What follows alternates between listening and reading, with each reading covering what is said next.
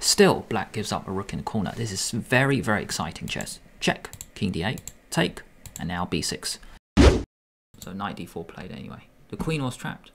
Oh my gosh. Alireza Firouzja versus Magnus Carlsen. Frankenstein versus Dracula. Or should I say, we're going to see the Frankenstein-Dracula variation.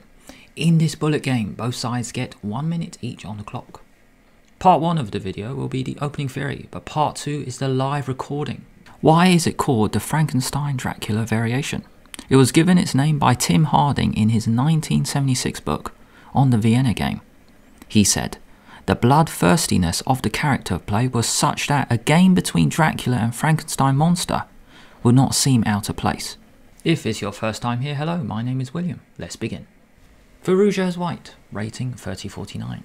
Carlsen has black, rating 3152. E4, E5. Knight c3, knight f6, and bishop c4. Here we go. This is the beginning of the Frankenstein-Dracula variation. Black now takes in the center with knight takes e4. Queen h5 is played. Queen and bishop attack f7, so threatening checkmate already. One option is knight e4, but this is not the best. d5. You attack both, and after bishop d3, take. Now you can even go f5. There's no point white going queen h5 check because you go g6, and now you attack both queen and bishop. After f5, retreat the bishop, knight c6, queen d6, and bishop e6. Black is ready to castle. White could play bishop takes f7 check. This is just one trap to be aware of in this line. Take. Knight takes e4, d5. White plays queen f3 check, king out the way, and knight e2. In this position, do not take the knight. This is such a weird trap. No way would white just deliberately hang his knight in the middle. You do not take because queen b3, and that is checkmate all of a sudden. So after knight e2, just play something sensible. Bishop e6, knight c6, the game goes on. The Frankenstein-Dracula begins here. Queen h5. You attack f7, and black has knight d6. With this move, you attack the bishop, and you also defend your f7 pawn. Bishop retreats. White can play queen takes e5 check, but with this move, there is no more advantage for white. White can get his pawn back. How to solve this problem? Just go queen e7. And after take, the queens come off. The game goes on. So white tries bishop b3. Knight c6, you defend your pawn.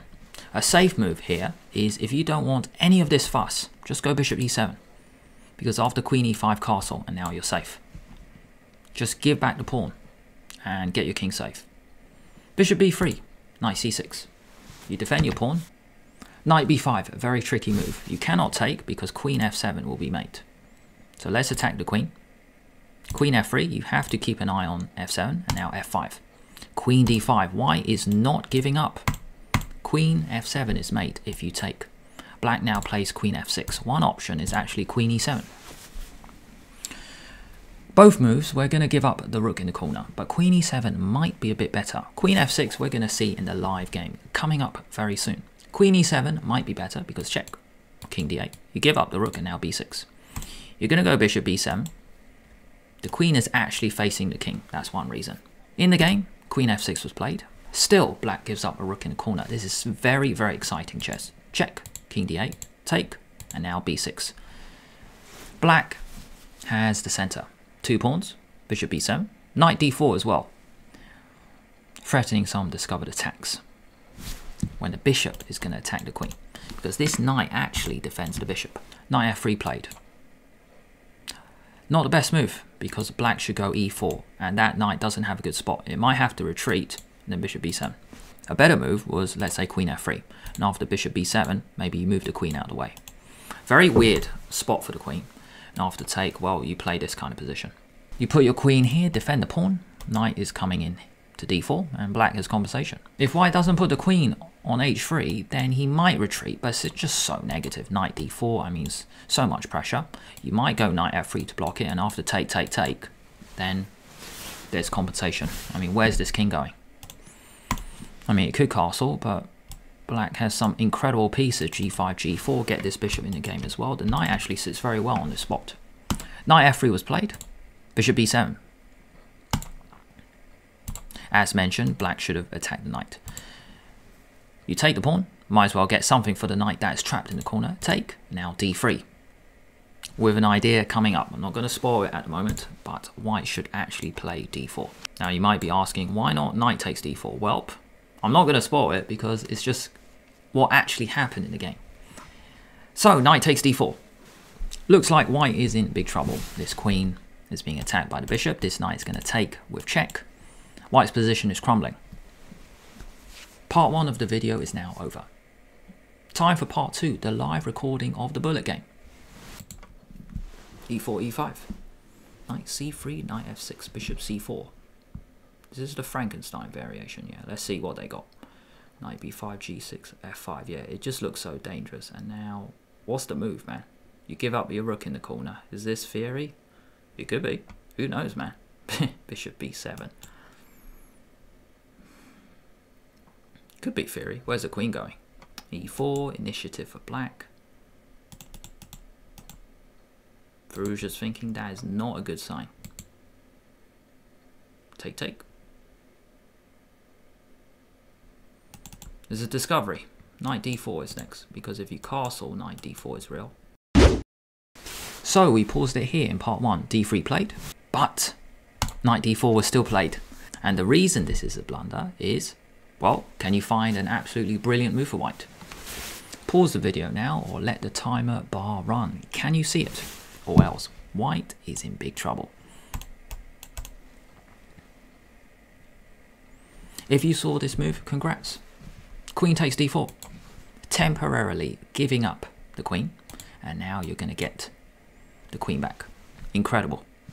Now, if we go back after d3, what black should have done was f4, just shutting out this bishop. And if you get this kind of position with black, you may want to try these moves.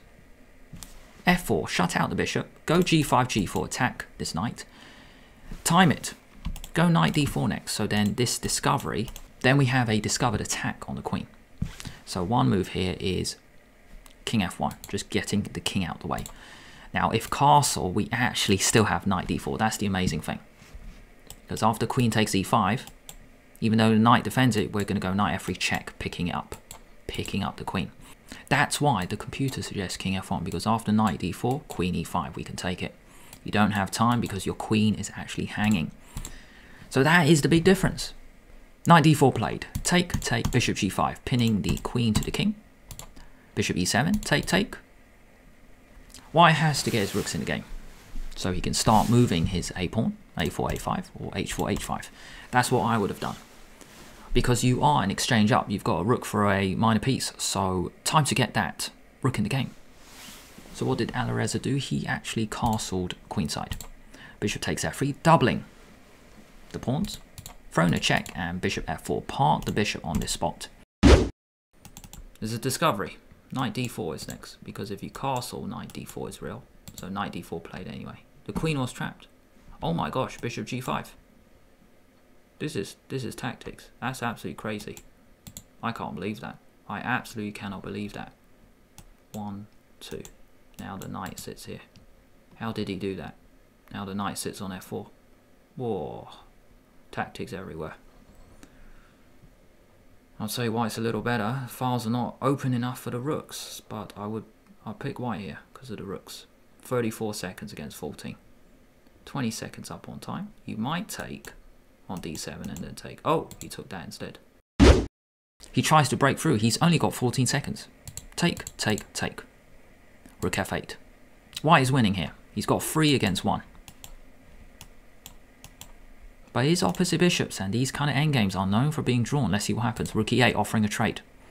Rook f7. No trade at the moment. Rook a8. Threatening to win the rook. King b7. You stop that. Attack. Bishop. Attack now. Offering a trade. Rooks come off. Take, take. 3 against 2. But 3 against 1. Let's see what happens. 9 seconds for white. 27 seconds for black. Bishop g3. h6. g5 and now f4. All these pawns are on dark square. So really, there's no pawn break. So it's up to white. See if white can actually win this one. Bishop d7 was possible. Offering a rook trade. Now we coming in 1, 2. And Carlsen is going to try and flag him. Or is he going to be a draw? Draw it is. Here is YouTube's suggestion for what to watch next. But maybe you don't like that option. If not, you might like Magnus Carlsen wins in 39 seconds against Belarus GM Sergei Shikalko.